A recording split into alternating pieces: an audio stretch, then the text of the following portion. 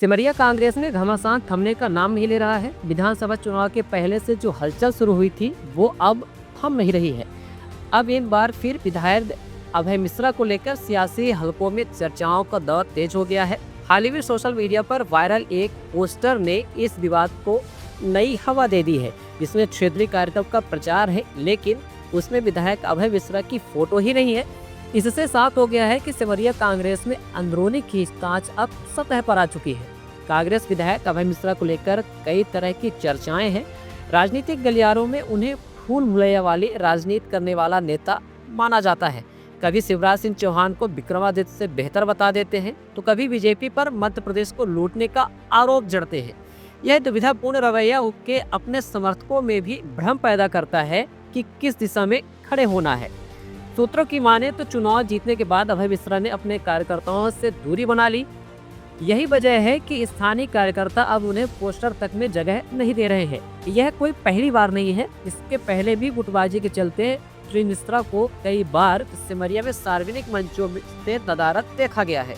चौंकाने वाली बात तो यह है कि जब मऊगंज की दर्दनाक घटना घटी, जिसमें एक एएसआई और एक युवक की हत्या हुई, तब भी विपक्ष के अन्य नेताओं की तरह अभय मिश्रा ने भी कोई तीखी प्रतिक्रिया नहीं दी। ना ही उन्होंने सरकार को घेरा, ना ही ब्राह्मण समाज की पीड़ा पर कोई बयान दिया। एक ब्राह्मण नेता होते हुए भी उनका यह मौन रहना उनकी राजनीतिक मंशा पर सवाल खड़े करता है। कांग्रेस की अंदरूनी लड़ाई पर खुद चुराड़ विधायक अजय सिंह राहुल भी मन से बोल चुके हैं कि जब तक बड़े नेता आपस में लड़ते रहेंगे, कार्यकर्ताओं की एकता की उम्मीद करना बेमानी है। और यही स्थिति अब सिमरिया में दिख रही है। कार्यकर्ता दुविधा में है, विकास कार्य की गति ठप है और विधायक खुद अपने ही कार्यक्रमों से कटे कटे से नजर आ रहे हैं।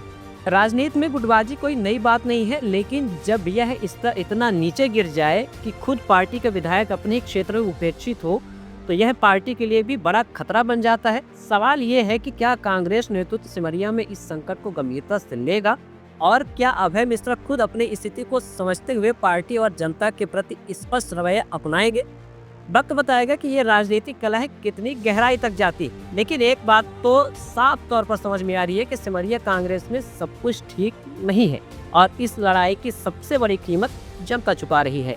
नेता लड़े आपस में, पर कार्यकर्ता न लड़े। भाई हम पूछे चाहे कि नेता काहे लड़े।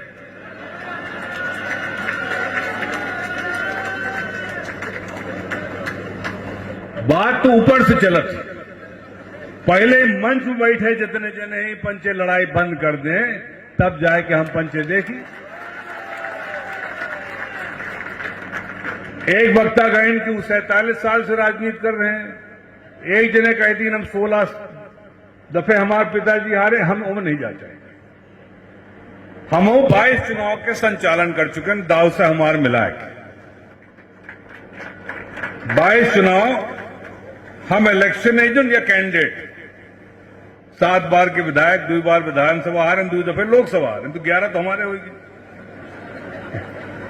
और यह सतना जिला से हम चुनाव लड़े रहे। और ये जितने जने बैठे वो जाना थे कि को हमें चुनाव हरवाएं। हम वो में बात नहीं जा चाहे, वो पुरान हो गया, इतिहास हो गया।